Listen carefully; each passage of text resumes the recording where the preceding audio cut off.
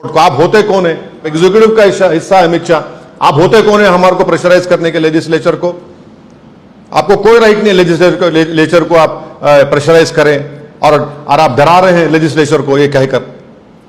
अस्सलाम वालेकुम वरहमतुल्लाहि वबरकातुहू। सबसे बड़ा मसला, जैसे ही पार्लियामेंट का सेशन शुरू होने वाला है तो वक्फ बोर्ड के मुतालिक चलने वाला है, लेकिन इस मुद्दे से नज़र भटकाने के लिए और दूसरी तरफ जहनों को मुंतकिल करके आसानी से इसके ऊपर कानून बनाने के लिए एक और मसला ला दिया गया है।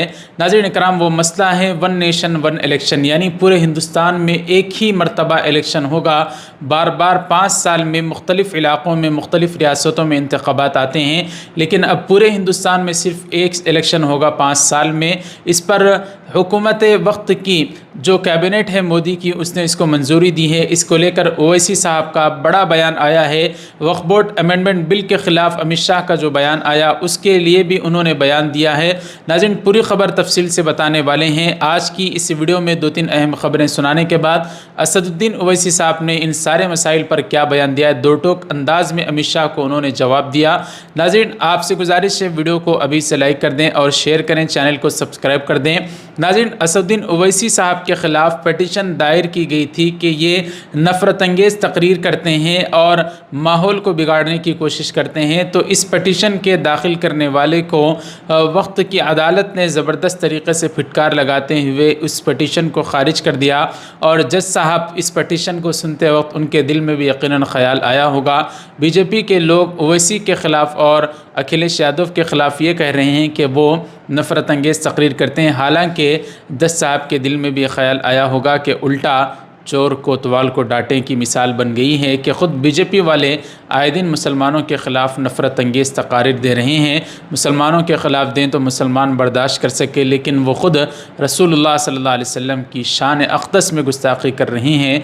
तो जज साहब ने इस पटिशन को सिरे से ख़ारिज ही कर दिया। ये ओवैसी साहब के ख़िलाफ़ मांग की गई थी कि उनके ख़िलाफ़ कार्रवाई की जाए, तो उस पटिशन को सुनने ही से जज साहब ने इनकार कर दिया। एक मुल्क है हमारा पड़ोसी मुल्क जो इस बात का दावा करता है कि वो मुल्क कलमे की बुनियाद पर बना है, और वो सरासर दो टोक अल्फाज में ये बात भी कहते हैं कि खुदा की ज़मीन पर खुदा का निज़ाम चलेगा, लेकिन दूर दूर तक वहाँ पर कोई ऐसी बात उनके अमल में नज़र नहीं आती। एक और पड़ोसी मुल्क है जिसका नाम अफ़गानिस्तान है।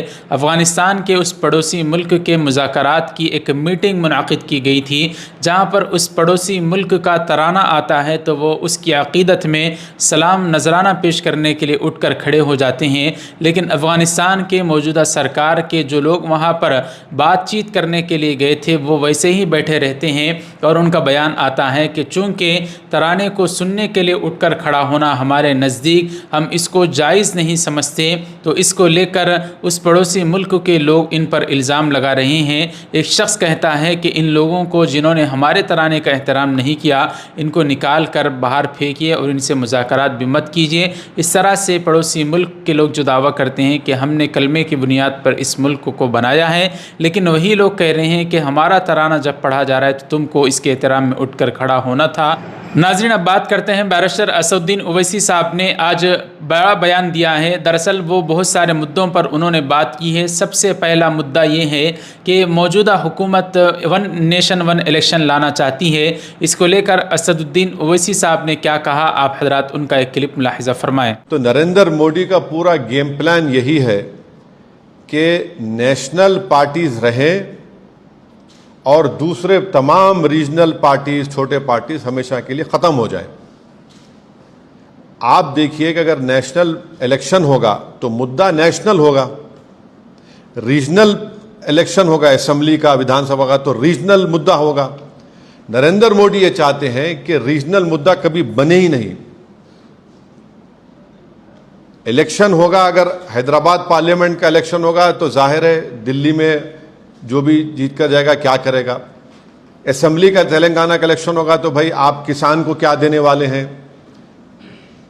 हाँ, आप कितने सोशल वेलफेयर के स्कूल्स खोलने वाले हैं, आप हैदराबाद के डेवलपमेंट के लिए क्या करेंगे। तो बीजेपी यही चाहती है कि ये वन नेशन वन इलेक्शन करवा कर रीजनल पार्टीज को कमज़ोर करके रख दिया जाए। और ये बार बार इनका आर्गुमेंट है कि नहीं हर थोड़े दिन का इलेक्शन हो रहा है, हर थोड़े महीने के बाद इलेक्शन होना, ये भारत के गरीबों का फ़ायदा है, इसमें फायदा क्यों है बता रहा हूं मैं आपको। जब कभी भी चुनाव होता है नरेंद्र मोदी पीछे हटते हैं, जनता के हित में कोई ना कोई फैसला लेना पड़ता है उनको, चाहे पेट्रोल की कीमतें कम हो जाती हैं, कुछ ना कुछ उनको किसानों को देना पड़ता है। तो ये इलेक्शन होना जरूरी है, क्योंकि जो भी सरकार होगी वो हमेशा अपने खड़े भी रहेगी जनता की खिदमत के लिए। अगर आप 5 साल के बाद पूरा चुनाव कराएंगे तो जनता का जो वोट का बार्गेनिंग पावर है हमेशा के लिए खत्म हो जाएगा। अब महाराष्ट्र का इलेक्शन होगा अभी नवंबर में, 5 साल के बाद होगा, 29 में होगा। बिहार का इलेक्शन होगा बाद में होगा। आप कैसे सबको उसका टाइम कैसे खत्म करेंगे? आप होते कौन है टाइम खत्म करने वाले? एक लेजिस्लेचर होगा, विधानसभा, तो उसका टाइम होगा ना, टाइम पर चलेगा, वो अपने टाइम पर खत्म होगा। आप कौन होते उसका टाइम खत्म करने के लिए? अब जीएचएमसी का है, अब उसका टेन्योर खत्म होने वाला है, आप बोलेंगे नहीं हम एक साथ कैसे कराएंगे? आप क्यों कराएंगे? अच्छा, बीच में अगर सरकार गिर गई क्या करेंगे आप? फिर क्या करेंगे आप? तो ये भारत के जमहूरियत के लिए, भारत की फेडरलिज्म के लिए, भारत के संविधान के बेसिक स्ट्रक्चर के लिए ये ठीक नहीं है, और गरीब जनता के लिए ठीक नहीं है, किसानों के लिए ठीक नहीं है, युवाओं के लिए ठीक नहीं है। अमित शाह ने कल बयान जारी किया जिसमें कहा कि वक्फ बोर्ड अमेंडमेंट बिल का मसला तो पार्लियामेंट में पास होकर रहेगा, तो इसको लेकर बहुत ज़्यादा बरहमी का इजहार अमित शाह पर ओवैसी साहब ने किया कि तुम कौन होते हो इस तरह का बयान देने वाले।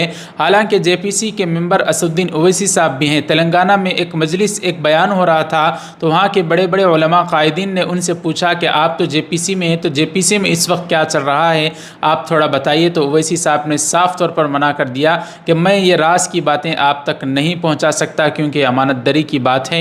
नहीं, जेपीसी की मीटिंगें जो होती है कानूनन, पार्लियामेंट के कानून के लिहाज से मैं कुछ भी नहीं कह सकता, कोई मेंबर कुछ नहीं कह सकता, और जो आकर विटनेस भी बोलते हैं वो पार्लियामानी कानून के लिहाज से वो सीक्रेट होती हैं, कॉन्फिडेंशियल होता है। तो मैं आपके सामने जो बोल, लेकिन अमित शाह ने क्यों इस तरह का बयान दिया, इस पर ओवैसी साहब ने बरहमी का इजहार किया। मुलाहिजा फरमाएं। देखिए, तभी तो आप यहां पर आए हैं ना, वरना क्यों आते? क्या आप इतने लोग माशाल्लाह देखिए, इतने लोग आ गए एक दीवाने को सुनने को, तभी तो कुछ है ना कि हमारी बात में सब्सटेंस है। ऐसी तो बात नहीं, विरोध करना जमहूरियत का हिस्सा है। अगर विरोध नहीं होगा तो फिर डिक्टेटरशिप हो जाएगी। अमित शाह को यह जेब नहीं देता कि वो भारत के होम मिनिस्टर हैं। जब स्पीकर ने इसको ज्वाइंट वर्किंग कमेटी के हवाले किया है और ज्वाइंट वर्किंग कमेटी अपना काम कर रही है, और वो रिपोर्ट अभी पार्लियामेंट को आई भी नहीं, अभी से अगर वो कह रहे हैं तो फिर ये तो अमित शाह एक एग्जीक्यूटिव का हिस्सा है। अमित शाह लेजिस्लेचर का हिस्सा नहीं है। एज अ होम मिनिस्टर उनको कोई राइट नहीं है कि आप लेजिस्लेचर को प्रेशराइज करें। आप प्रेशराइज कर रहे हैं लेजिस्लेचर को कि विंटर सेशन में ला लो रिपोर्ट को। आप होते कौन है? भारत में संविधान में theory of separation of powers है। लेजिस्लेचर इंडिपेंडेंट है, जुडिशियरी इंडिपेंडेंट है, एग्जीक्यूटिव है। आप एग्जीक्यूटिव का हिस्सा है अमित शाह। आप होते कौन है हमारे को प्रेशराइज करने के लेजिस्लेचर को? आपको कोई राइट नहीं लेजिस्लेचर को आप प्रेशराइज करें, और आप डरा रहे हैं लेजिस्लेचर को ये कहकर। बुलडोजर कार्रवाई पर सुप्रीम कोर्ट ने बिल्कुल रोक लगा दी। कहा कि हमारी इजाज़त के बगैर तुम अब घर नहीं गिरा सकते, जब तक कि हम दूसरा फैसला जारी न करें किसी के घर पर उंगली भी नहीं उठा सकते। ओवैसी साहब ने इसको लेकर दो टोक अंदाज में क्या बयान दिया है वो आप हजरात की खिदमत में पेश है, मुलाहिजा फरमाएं। बुलडोजर वाले इशू पे जो सुप्रीम कोर्ट का आया, नेक्स्ट हियरिंग का कुछ नहीं करने के लिए जो हिदायत। हाँ, नहीं, बहुत अच्छा फैसला है। हम तो चाहेंगे कि सुप्रीम कोर्ट जो 1 अक्टूबर को गाइडलाइंस देगा, हम तो बेचैनी से इंतजार में उन गाइडलाइंस के। 1 अक्टूबर तक तो कोई कुछ नहीं कर सकता। भाई, आप बुलडोजर को ग्लोरीफाई कर रही थी बीजेपी, संविधान को ग्लोरीफाई नहीं कर रही थी। ग्लोरिफिकेशन ऑफ बुलडोजर हो रहा था। और आप देखिए, अगर किसी एक मोहल्ले में 50 घर हैं और सिर्फ घर तोड़ा जा रहा है अब्दुल रहमान का, तो आप ये बता रहे हैं कि वो पूरा मोहल्ला इलीगल नहीं है, सिर्फ यही इसका घर इलीगल है। ये कौन सा है? तो नफरत की मिसाल है ये तो कम्युनलिज्म है पूरा ये बीजेपी का।